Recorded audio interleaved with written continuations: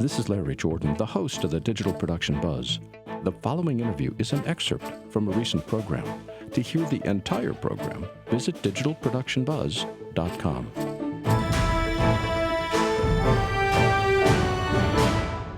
Philip Hodgetts is the CEO of Intelligent Assistance and Lumberjack System. He's also involved with technology in virtually every area of digital production and post-production. Even better, he's a regular contributor to the Buzz. Hello, Philip. Welcome back. And I guess Michael? Yeah, me too. I'm here. I'm the guy with the mug. Michael is the technologist in the group, so if there's a technical question you've got, Philip, that you don't know the answer to. Yeah, if you want to know anything about metadata, Philip, you want to ask me. I have a couple of coded questions for you later. Okay. Philip, I love the phrase, the haiku of production. What does that mean? It's a phrase I coined to try and describe what I was doing with the Solar Odyssey, because a haiku is a very specific type of poetry. It has a very rigid structure, and you have to try and fit whatever thought you want to do into that very rigid structure. And in that way, I see that what I'm trying to do with a small production kit and still maintain quality is trying to fit something into a very rigid structure, which in this case is that over-the-shoulder bag that I demonstrated with just on an earlier show this year. I want to talk more about the reduced gear, but I want to think about whether the haiku of production is moving in the right direction or not. I can understand when you want to do run-and-gun shooting, having the least amount of gear, because it's easy to run and gun when you're not carrying tons of stuff, but video is in the details, putting the right amount of light in the right spot, putting the right microphone in the right spot. And sometimes having a choice of tools allows you to get higher quality production. Are we at cross purposes here? No, in the same way that a haiku is only one form of poetry, there are probably 20, 30, 40, 50 other forms of poetry, various structures in poetry. So sticking with my analogy, different types of production fit into different roles. So I want to be able to carry stuff internationally. I want to be able to carry a kit into a restaurant and set up without it imposing on the restaurant, without it having to have 3 or 4 people around and the additional logistics that requires. So this is really not so much a case of are we doing the highest possible quality production we can. This is more a case of let's do production that we couldn't do in any other way. And so there's no reason that anyone should be forced to write a haiku, and there's no reason that anyone should be forced to try and make a reduced minimalist production kit unless they want to travel internationally and not be weighed down by 6 or 7 bags. Yeah, speaking of that, there are more and more airlines now restricting what you can bring on your overhead or underneath your bags. It's pretty soon they won't allow you to bring on pretty much anything other than your purse and what you absolutely need. And so what you're getting into, Philip, is what you're going to have to have for your production gear. So the less you have, the better off you are. It sounds to go ahead, Philip. I was just going to say that this is not the only type of production I get involved with. When we needed some promotional video for Lumberjack, I made sure that we shot with some really nice Blackmagic cameras. We did have all of the lighting. Outdoors we used the reflectors. It was a quality production because that's what we were going for. Whereas in what I'm doing with the haiku kit is that I'm trying to create a good quality production, something that I can work with, but not carry a lot of gear. And yes, it does mean that you compromise. It does mean you don't have a belt in case the braces fail or a brace in case the belt fails. So you do have to accept that you're trying to fit into a particular structure. There will have to be compromises. And if you don't have to make those compromises, that's great. If you've got a chase car and a group kit, a group truck, yay for you. Well, the analogy that comes to mind is that a haiku poetry is minimalist poetry. And what you're looking at here is minimalist production. How do you get something that's artistic, haiku, with the least amount of words, the least amount of syllables, the least amount of gear? So it seems to me that the analogy is in the minimalism. Is that fair? I would think so, yes. I mean, a haiku is a very minimalist piece of poetry. I think it only has, from memory, 21 syllables. I probably should have looked that up before I came on the show.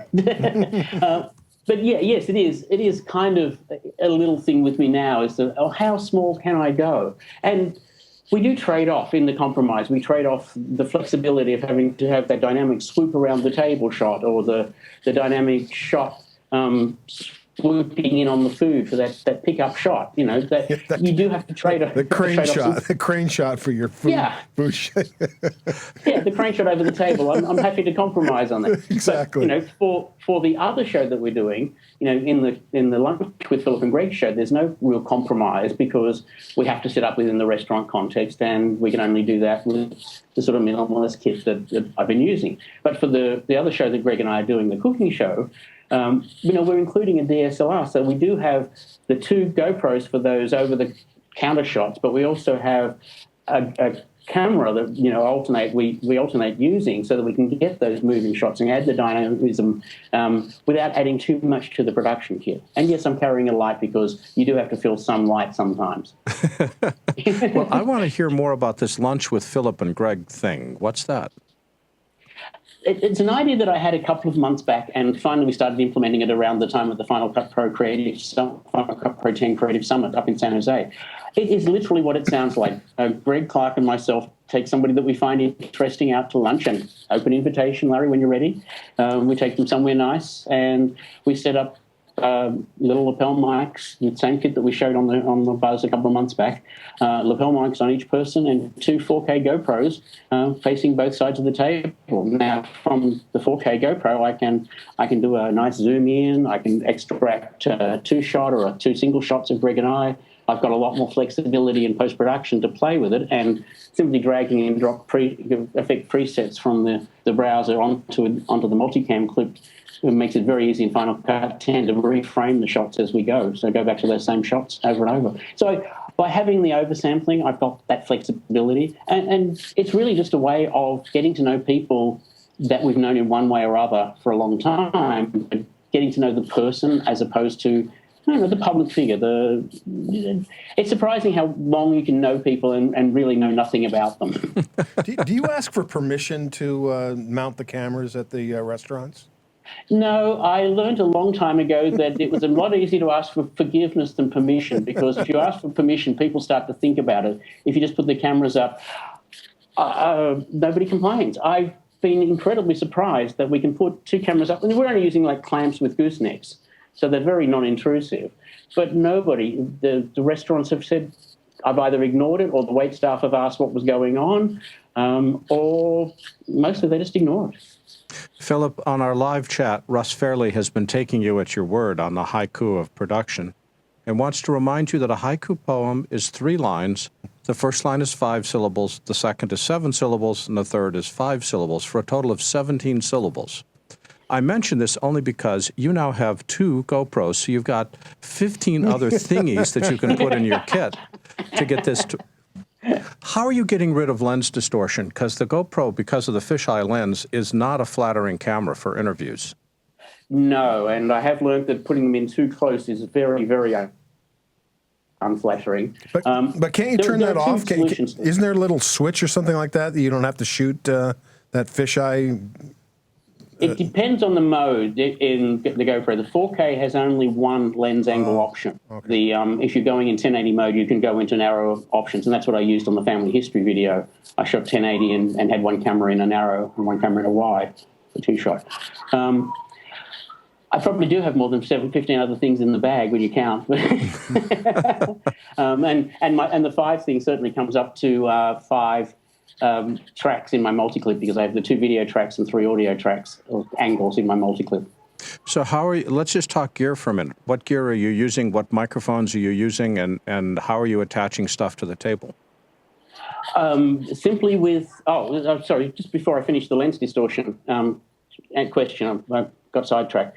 There are 2 solutions. One, you can just move in very, very close to the screen, and the lens distortion will go away, because it's really only because we're taking a wide angle and screening it into a screen that we get that lens distortion at all. But a more practical solution that is a bit more flexible than making everyone sit this far from the screen is to use one of the very many the lens distortion reversal filters. I happen to use Alex 4D's, Alex Golden's, simply because Alex was coming on the show. His lens distortion, remove lens distortion filter is free, and I thought it would kind of be a nice irony to use Alex's filter on Alex's shots. I tend to favor the filter to take the lens curve out, because that way you don't have to worry about where the people are sitting and you can still clean it up. Yeah. So what other gear do you have? Pretty much the same kit that I showed for the family history video. Is the two GoPros, 4K GoPros in the strap mount, so they're very low profile. I mount those on goosenecks, and you can actually mount multiple goosenecks to get the table height that you want. I have learned that in most cases attaching to a chair or nearby railing is better than the table, because very few restaurant tables are stable enough not to move. A lot of camera jiggle. The stabilized filter is getting in Final Cut 10 is going to get a real workout on at least one of the lunches coming up. Then there are the three Zoom H1Ns for the audio recorders. Each participant gets one recorder. I'm using an inexpensive lapel microphone that's sold on Amazon as a replacement for a Sennheiser radio mic. Hold it. Why are you recording on three separate Zoom recorders as opposed to using dual channel mono? Well, because this way I can have one lapel microphone and one on each person feeding to a recorder in their pocket, and there are no wires trailing around the table to get caught up. And radio mics add another layer of complexity, another layer of having something else to check. I wasn't asking about a radio mic, but the Zoom can record two microphones because it's a stereo recorder. You wouldn't need the third. You could just have you and Greg, say, on channel 1 and channel 2 and a guest on a second recorder. Why did you decide to go with three? Well, because there is no simple way of plugging those into a Zoom recorder. They only have one input on these particular models, and so I would have to get a wire rig, and that would be more connectors, and more connectors is more chance of points of failure. Plus, having the separate recorder means that everybody, it's just very easy for me to switch the angles, the audio angles in Final Cut Pro 10 as people start to talk. It works remarkably well. I'm quite surprised.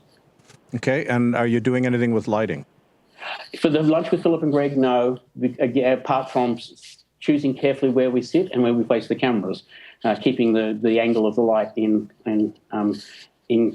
mind. For example, at lunch, we recorded lunch with Jerry Hoffman up in Colorado last week, and although the view out to the river and the hillside behind would have been a much nicer view than the restaurant wall, the light was coming from that direction, and so we learned back in the day to keep the light behind the camera, and so I stick with that. That's my lighting in the restaurants. The other reason is it's lunch for that reason, so there is some natural light in the restaurant. I cut you off as you were describing the microphone you're using. What did you decide for a mic? It's a very inexpensive, I think $29.95. It's sold on Amazon as a replacement microphone for a Sennheiser radio microphone pack. It's got the twist-on screw thread that matches the Sennheiser. Overall, I've been very impressed with those microphones. As your series shows, every microphone has its own unique characteristics. But these have been remarkably good at rejecting the sound that I don't want and keeping the close mic sound to the point that we're under the pathway for the San Jose International Airport, and it rejected the aircraft noise to an acceptable level. So, yeah, for the inexpensiveness of the kit, I mean, the whole kit is probably under $1,500 without the DSLR. One other question is, new subject. Are you going to IBC, and what are your plans for Amsterdam? I am going to IBC, and certainly will be showing Lumberjack at the Supermeet and the Intelligent Assistant software. And I think we're going to be part of the FCP Works Soho editors project, where they're going to have an expo, Final Cut Pro 10 expo, for a couple of days during Amsterdam. And I want to shoot lunch with Philip and Greg and some semi-serious foodies shows while we're there. Yeah, well, when are you getting there? Because I'm getting there early and I'm leaving late. Well, I've decided that since I've got to do the long air flight, that we're going to get there the week before and fly down to Barcelona and stay with a friend down in Barcelona and do some foodie shows. Oh, wow. And then come back for IBC, and then after IBC, go down to Munich and spend some time with a long-term friend of the family who haven't seen for 5 years. So that should be fun too. Yeah. So one last question on pontification, which I know you hate to do, but what are you looking to see at IBC? What should we pay attention to? everything that was announced at NAB. So that'll be shipping. Exactly. I mean, my interest is in post-production, so I'm still looking for a better miniature audio recorder than the Zoom H1. It's kind of a little clumsy to put in your pocket, and if I could find a smaller recorder that can take in the micro SD cards, I'd certainly be looking for that. Just to keep a feel for what's going on. The interesting thing about IBC is that it's the European version, so you see a lot of European companies have a much better presence than they do at NAB, and so you see a different range of products in some cases.